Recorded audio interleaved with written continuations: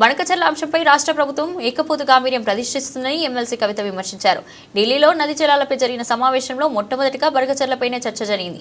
CM Revanth, మంత్రి ఉత్తమ్ కుమార్ సిగ్గు పౌరుషం లేకుండా అప్పనంగా గోదావరి జలాలను చంద్రబాబుకు గిఫ్ట్ ఇచ్చారు. బనకచెర్లతో తెలంగాణకు తీవ్ర నష్టమే. ఈ నిర్లక్ష్య వైఖరికి సీఎం రాజీనామా చేయాలని డిమాండ్ చేశారు. మంత్రి రేవంత్ రెడ్డి గారి ఆఫీస్ నుండి బాగా మేకపోతు గాంభీర్యాన్ని ప్రదర్శిస్తూ బనకచెర్ల ఇష్యూ చర్చకు వస్తే మేము పోమని చెప్పి లీక్లు ఇవ్వడం జరిగింది ముందు రోజు.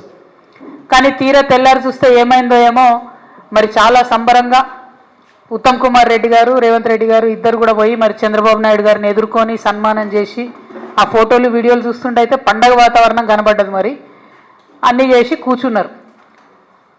సరే మీటింగ్ పోయినాక నేను మీ అందరికీ తెలుసు ఎప్పుడు కూడా సమాచారం లేకుండా మాట్లాడను, నిర్దిష్టమైనటువంటి ఆధారాలు లేకుండా మాట్లాడను. వీళ్ళు మీటింగ్కి పోయినరు, జలశక్తి మీటింగ్కి. మొట్టమొదటి అంశమే ఎజెండాలో బనకచెర్ల జరిగింది. అక్కడ మొట్టమొదటి అంశం బనకచెర్ల ఉంటే కూడా కనీసం పౌరుషం లేకుండా, సిగ్గు లేకుండా ముఖ్యమంత్రి గారు, మన ఇరిగేషన్ శాఖ మంత్రి గారు మీటింగ్ మొత్తం కూడా కూర్చొని అప్పనంగా గోదావరి జలాలని గిఫ్ట్ లెక్క చంద్రబాబు నాయుడు గారి చేతిలో పెట్టి రిటర్న్ రావడం జరిగింది.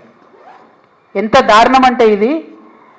ఈ బనకచెర్ల ప్రాజెక్టు కనుక జరిగితే గోదావరి జలాలలో తెలంగాణ యొక్క హక్కులు శాశ్వతంగా హరించిపోతాయి.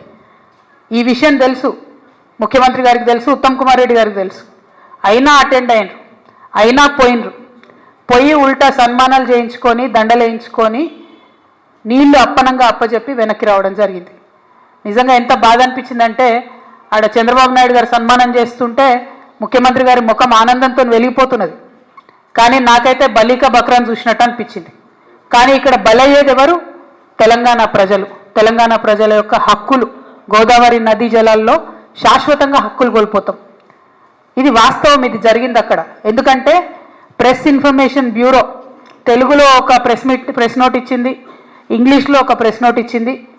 మరి వాళ్ళు పర్టికులర్గా చెప్పడం జరిగింది, ఎజెండాలో బనకచెర్ల ఇష్యూ చర్చించినాం, పవర్ పాయింట్ ప్రజెంటేషన్ కూడా ఇచ్చినాం అన్నటువంటి అంశం ప్రెస్ ఇన్ఫర్మేషన్ బ్యూరో చెప్పడం జరిగింది. బయటకు వచ్చి ప్రెస్ మీట్ పెట్టి దారుణంగా మన ముఖ్యమంత్రి గారు బుకాయిస్తున్నాడు, ఆయన బొంకుతున్నాడు. అరే జరగనే లేదు, వాళ్ళు అడిగితే కదా మేము కట్టేది. ఎంత దారుణం ఇది! ఇంత సిగ్గులేనితనం ఉంటుందా? ఇంత ఘోరం ఉంటుందా? ఇంత అన్యాయం ఉంటుందా? జరిగింది వాస్తవంగా. అక్కడ అంతమంది సీనియర్ ఆంధ్ర ఇంజనీర్లు ఉన్నారు, ఇక్కడ సీనియర్ తెలంగాణ ఇంజనీర్లు ఉన్నారు. జరుగుతున్నటువంటి నష్టం ఏంది?